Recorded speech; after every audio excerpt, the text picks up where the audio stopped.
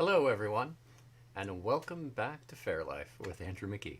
And I am, shockingly enough, Andrew McKee. So, hey, and hey, Kathy. Hey, great to see all of you. Yeah, it has been another week. The weeks just kind of fly by now. You remember last year when the weeks were they seemed to drag on forever? Well, it's a little better now, and I will take it. And hey, Jan and Jeremy, great to see you. So yeah, a lot of great stuff happening, and a lot of fairs going on, which is kind of cool. I remember the times, and I've mentioned this before to y'all when a few decades ago when there weren't that many fairs in the summer. Didn't happen that much, but now we do have a lot of options, so that's kind of cool. So yeah, by the way, if you haven't yet, please go ahead and share the stream on Facebook and subscribe if you haven't already on YouTube. Always appreciated, and it helps out a lot. So yeah, I do want to go ahead and say Happy National Daiquiri Day. That's right, it's National Daiquiri Day. I don't know how many do any of you really like daiquiris? Anything like that? Are daiquiris a good drink for you? I'm kind of curious. For me, I've had them before, but I've got into drinking pretty late in my life, so it's not really much of a drink for me. But I find it interesting. So I was wondering if any of you have had are big daiquiri drinkers. Oh, and Jan, you made it home safe and sound at 1:30 a.m. Well done, well done. Always good to hear. So, daiquiris, anyone? No? Yay? Possibly?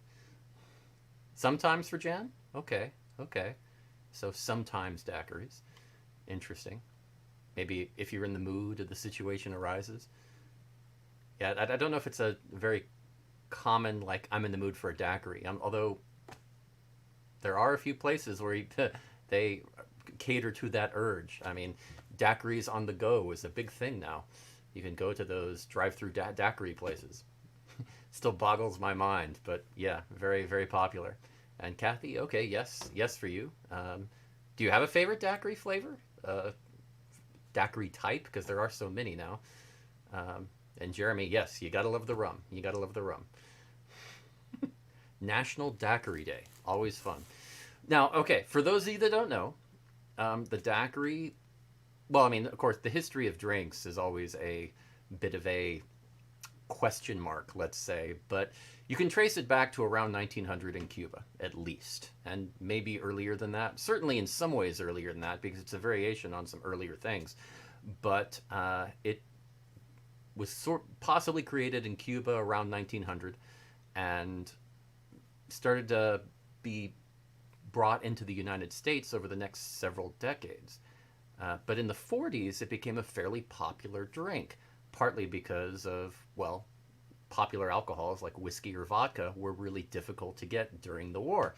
But because of, Roosevelt's good neighbor policy that made trade with south of the border in North America a lot easier, that opened up the Caribbean and Latin America and all of that, and a lot of trade happened. So rum got brought into the U.S. and was quite easy to get, and that the popularity of the daiquiri was born because of the rum. Oh, and Kathy likes the strawberry flavored, and you can get non-alcoholic ones. True. Yeah, strawberry is one of the popular ones, definitely. Yeah, you got to love those. Love those daiquiris. Yeah, it's interesting because you don't always what type of glass they come in. There's not really a standard, which I find amusing. I mean, you can kind of see the obvious one option, but you'll see them in everything from martini glasses to regular whiskey glasses to, I mean, everything. It's not that standardized. And Jeremy, that is a very good point. How do we get a national day for an alcoholic drink? I know. I was surprised by Daiquiri Day. I think the alliteration is, I think, what sold it. Daiquiri Day. I think that's, yeah. I think that probably solidified that. Definitely. And Greg, yes, it does. It's kind of like a smoothie. It didn't always used to use ice, but once ice was available, sure. That's kind of what made the daiquiri famous. by just putting in ice cubes. But then when shaved ice was around, or was popular, that transformed it even more and made it more like a smoothie. But historically, the daiquiri has a lot of cool things in common with sailors. Because, like Jeremy said, in talking about the rum in it, but the basic recipe for a daiquiri is also the basic recipe for grog that sailors would drink to avoid getting scurvy in the late 18th century. So, yeah, I mean, the basic recipe for grog is rum, water, a little bit of lemon or lime, and a little bit of sugar. And that also happens to be the basic ingredients of a daiquiri. So, except that for the water, they use ice. So, kind of interesting. So, hey, the next time somebody says that, hey, why are you drinking all those daiquiris? You can just look at them and say it's medicinal, and you can mean it. You're fighting scurvy by drinking your daiquiri. So good for you. Oh my goodness. But yeah, so next time you hear the song All For Me Grog, you can drink a daiquiri to enjoy it. So it's the little things sometimes that make a difference in life, I believe. Really is. Really is. And, if somebody gives you too much flack about daiquiris, well, it's also the unofficial Stick Out Your Tongue Day. I'm not kidding. It's actually true. It is Stick Out Your Tongue Day. So, if they bother you, you can stick out your tongue at them. Perfectly legitimate on Daiquiri Day. So if you haven't had a daiquiri yet today, well, you still got time to rush out and get some daiquiris through a drive-thru. It's surprising how many there are just in the Austin area alone. I looked it up because I was curious. I don't know if I felt good about that or bad. Mixed feelings. No pun intended on mixed. So, all right. So yeah, just a little bit of history there, because there's always good stuff. I try to tie everything back into a little bit of history and Faire whenever I can. Also, yeah, like I said at the beginning, we do have a lot of good fairs going on right now. Still, it's surprisingly more than I would have expected. And there are a few brand new fairs that are just starting up. So always good to see that. It's, like I said, popular for brand new fairs to try out in the summer because there's not as much competition. The spring and the fall always usually have some of the big fairs in the region. And being a small fair trying to compete with that, not easy. Summer's always a good option there. So yeah, let's take a look. I updated the map a little bit so that it looks, well, a bit better. I was worried that you were having trouble following it and reading it, so try to make it better whenever I can. Always improving. So here we go with what's going on with fairs right now. You'll notice, again, mostly in the north, because, well, it still gets pretty hot in the summer, especially down south, although in the west United States, dealing with that heat wave, well, they're still, they're doing getting the brunt of the heat still. But I also wanted to improve the map so that Alaska was better represented and, for the size of it, as opposed to a smaller version that doesn't quite show off the size. Even though there aren't many fairs in Alaska, it still deserves its credit. Always important. Always, always important. So yeah, let's go through the list real quick, because just like last week, we still have the Colorado Fair and Larkspur, Colorado Renaissance Festival. And going over to Wisconsin, we have the Bristol Renaissance Festival in Kenosha, Wisconsin. And then, of course, there's the Sterling Renaissance Festival in Sterling, New York. So, Jan's saying Bristol is off to a good start. That is great to hear. That is great to hear. Also have two in Michigan, which, Michigan, they really try to push it. Two sections of state and two fairs. I appreciate that. You have the Mid-Michigan Enchanted Forest in Vassar, Michigan. And you also have the Michigan Medieval Fair Stroll in Lake Orion, Michigan. So always good. Then right below that in Ohio, in Rock Creek, Ohio, actually, the Great Lakes Medieval Fair and Marketplace.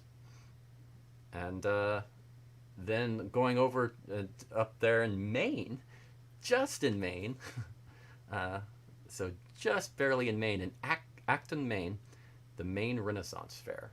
So that's always a good one. And oh yeah, this for a new fair, I almost forgot, Montana Renaissance Fair in Kalispell, Montana. This weekend will be their first year trying it out. They were going to start last year, but you know, COVID. That pretty much is the answer for to most questions. So yes, but they put it off for a year, and they are starting for 2 weekends. So hopefully that will work out well. Not very far from the Canadian border and right outside Glacier National Park. So that should be interesting in Kalispell, Montana. The backgrounds and the mountains should be gorgeous over there. So always nice. Okay, well those are the fairs that are going on, and still a good summer selection. Of course, when August comes out, that's sort of the start of some of the fall fairs, and we'll see those happening. But for now, yeah, a lot of options. So, Jan, I know you've gone to some fairs, and I don't know if the rest of you are planning on it, but please, if you do, let us know. Let us know what you think and how it goes. Because, well, in the summer, it's hot out there, and got to see how you manage with the heat and how good of a fair it is, especially for the newer ones. Which starts me off thinking about the heat and how to deal with all of that, because, well, let's be honest, gets pretty warm at the fairs in the summer. I think for me, yeah, actually, I have a question for y'all. What is the hottest fair you've ever been to, temperature-wise? I mean, where was the peak? Where did you get to on that? I mean, for me, it was definitely one many years ago, that first year fair in Oklahoma that started out at in July, around now, in northern Oklahoma, called the King Arthur Pendragon Fair. They were trying it out, and a beautiful location, a lot of shade with the trees, right next to a lake, so it's a little humid out there. But yeah, it was pretty serious heat wave going on, and I think we hit about around 113 in the shade. It's the only time in my life I've ever had any heat exhaustion. I was fine most of the day. I drank a lot of water, really tried, but when I left, I started to get a bit of a headache and felt a little tired, and I realized, yeah, I pushed it. But yeah, at least I made it through the day. But that's the only time I've ever had anything like that, and definitely the warmest. So for y'all, what is the warmest you've ever been at a fair? I'm kind of curious. For me, definitely that fair. Definitely that one. Nothing? Still thinking about it? Or maybe I need to refresh. I don't know. Well, that's okay. I guess I can jump into 7 reasons now and talk about that a little bit. Because I was thinking about how hot it can get at a fair, and I thought maybe tying that in with how hot you have to deal with the heat at fair. Oh, okay. Jeremy's saying KAF was usually fine because of the shade, but it's hot in Oklahoma. Yeah, it is surprisingly hot in Oklahoma. People don't think of that because of where it's located, and it's north of Texas, so you'd think it'd be cooler than Texas. Not so much all the time. There are certainly some warm parts in Texas, but yeah, I mean, it can get really warm. Oh, and Cassandra says that Louisiana a few years ago was extremely bad. Oh yeah, and close to freezing temps too. I remember that. At Louisiana Run Fair. Yeah, there were some freezing temperatures out there. Oh yeah, that was a rough one. I remember I remember Louisiana when it snowed. That was quite interesting too. And Jeremy, Canterbury Fair in Northeast Texas. Yeah, Texas, like I said, can get very hot too. So I totally understand. Oh, Pittsburgh Fair for Kathy. Yeah, when you don't have trees, don't have the shade, that is a rough one. That is a big, big rough one, to be sure. Very, very sure. Okay, well, let's go ahead and do 7 reasons and get that out of the way. So for 7 reasons, I figured 7 reasons patrons have a hard time with hot, sunny fair days. I mean, you've seen it, right? You've seen patrons who had a really rough time with the heat or dealing with it. But sometimes you even see it difficult for cast members or performers. It happens. It's usually they're more prepared, but still, it can happen. Mm. Oh, and Kurt's saying Bristol has had two great weekends in a row. That is really good to hear. That is really good to hear. Okay, well, let's say the seventh reason that patrons have a hard time with hot, sunny, fair days. Here we go. Seventh reason is drinking enough water. Let's just be honest. That's the obvious one, right? They just don't drink enough water. They want to see stuff. They don't want to be distracted. And sometimes some fairs don't have free water or easily accessible water. It can be rough, and they don't always know. So it can be a tough time there to do that unless you really plan ahead or are prepared. So yeah, I think that's usually the number one reason why they don't, the obvious one. But I do believe that's not the only one. I'm going to be adamant about that, very much so. The number six reason that patrons have a hard time with hot, sunny, fair days. Here we go. Temp acclimation. See, one thing I've noticed is that people, especially with air conditioners these days, they don't use air conditioners to make the outside temperature tolerable. They use air conditioners to change their environment. They want to pretend they're in Hawaii all year round. You know, I mean, they want 68 degrees sometimes all the time. And that's not healthy. I mean, when you're used to that, then you go outside when it's 95 degrees, it's a shock to your body because your body has been trying to adjust and compensate for that temperature continually, and then boom, it's a serious shock. So yeah, that is, I think it's almost a lack of training your body to get used to that temperature. They've gone the other way. They're trying to prep themselves for cold temperatures. I don't quite get it. I mean I guess I understand they want that level of comfort, but it I don't think it's good for people in the long run if they go outside. If they're going to stay inside all day, okay, but for any outdoorsy type person, that's a bad idea. Number five, hot clothing. I mean, and of course, hot clothing can have several different meanings, but in this way, I mean, it has that clothing that's like leather or really traps in the heat. And, you know, maybe a lot of people only have one costume, one outfit for Faire, and they want to wear it on a cold day and a warm day and whatever, and I get that. Yeah, and you're right, Jeremy, lose the layers. That is important, and a lot of people don't. Sometimes they can't. They might only have one leather or one layer, and it's leather, and it's really warm. It can be a problem. It can be a problem, but you've got to prep for that. I mean, if it's too hot for your outfit, maybe don't wear it. It's good advice, and it's maybe a good time to start maybe not wear it and start looking for a warm weather outfit. So number four, not used to the exercise, and that's another one. People don't realize that a fair day, you walk a lot, depending on the fair, but even a medium-sized fair, you're going to walk a lot during the day, and that coupled with the heat, I mean, people lose sight of that because they're sitting down to watch a show and all of that, but they forget how many calories they're really burning through that, and how much more water they need because of that exercise. Sometimes exercise they're not used to getting because they're stuck at their office job, sitting in front of their computers all day doing their work. So yeah, totally. And oh, Jeremy, another good one, cotton wicks. Yes, cotton is a great material. Definitely true. Number three, pride. Now let's be honest. You've seen the big tough guy who just says, "No, I don't need water.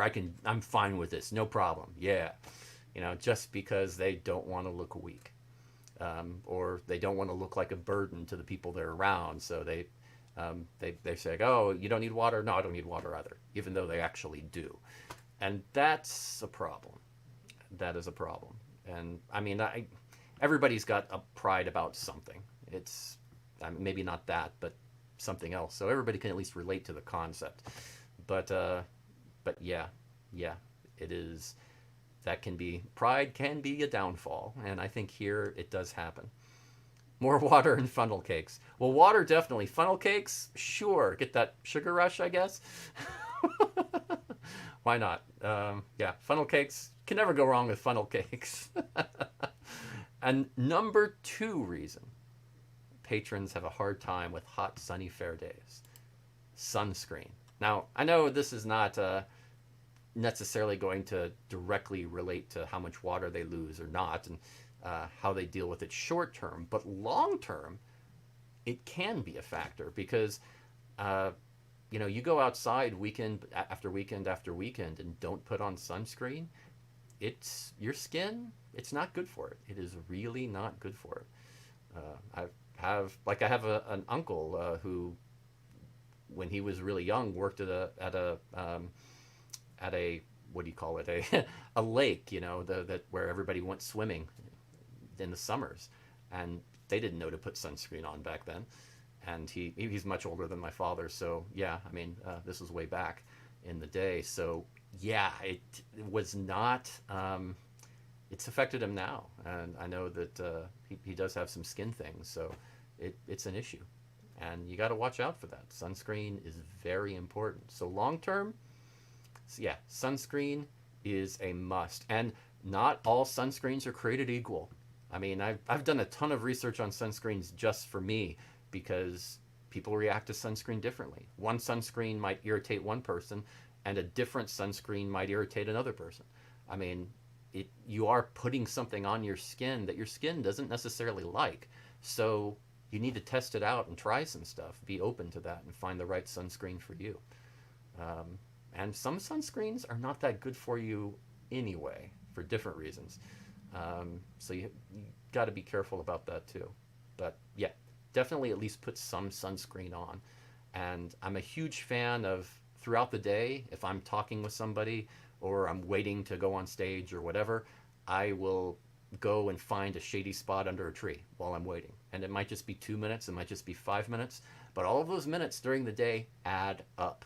And try to find shade all day long, and all of a sudden it'll be an hour, sometimes 2 hours of the day that you were totally where you were in shade, that where you might not have been otherwise. It makes a difference. So be vigilant. It does help. It's a good habit to get into. I recommend it. And the number one reason why patrons have a hard time with hot, sunny, fair days, and I know if you haven't thought of it yet, it'll be obvious once I say it: alcohol consumption. Let's just be honest. People will drink a lot of alcohol, and they won't drink water. And it gets to them. It gets to them after a while. And that is always a dangerous thing. So you have to keep that in mind. Now, of course, sometimes you can sit indoors and drink, and it's a little easier depending on the fare. But you still have to be careful. So yes, always good. And when you look at all of these, I don't think it's ever one thing. Like, people always point to, you need to drink more water as the common thing I hear when people feel they're overheated and fair. But I don't think that's the only thing. I think there's always at least 2 or 3 things that are affecting people in that way. My opinion, at least. Rum. And Jeremy is back to rum as well. It's always good to bring everything full circle. Back to the daiquiri. Yes, the Faire daiquiri. That's what I need to get Alicia to jump on. I need to get her to make a Faire themed daiquiri. Yeah, okay. She's not in comments today. I think she got trapped at work, unfortunately. But I'll have to mention that to her. Yes. I think a Faire themed daiquiri is a good idea. She's been working on a Life's a Fair drink, so yeah, I think a daiquiri. That would be fun. So anyway, hope y'all had a good time, and have a good week. Should be interesting. And if you notice that in a few days it's Renaissance Day, that's only for the country of Oman. It doesn't really have anything to do with our version of a Renaissance, but just a little tidbit for holidays. Oh, a little lance sticking out of it, of the daiquiri. I like it. I like it. I think that's good, Jeremy. Okay. Totally. Okay. I think that's definitely going to be a thing. Excellent. Okay. Well, thanks again, everybody. And I hope you have a good week. And I will see you next week for another episode of Fair Life. Take care.